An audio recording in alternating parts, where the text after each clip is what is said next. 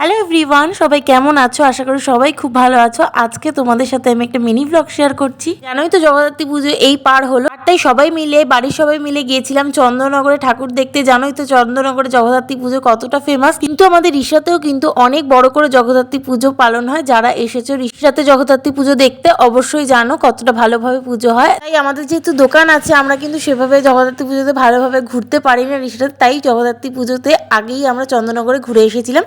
আর সাথে জগদ্ধাত্রী ঠাকুর দেখা আর সাথে খাওয়া দাওয়া তো থাকবেই, কিন্তু ঘুগনি খেতে গিয়ে একটা মজার জিনিস হচ্ছিল, চলো সেটা শেয়ার করি।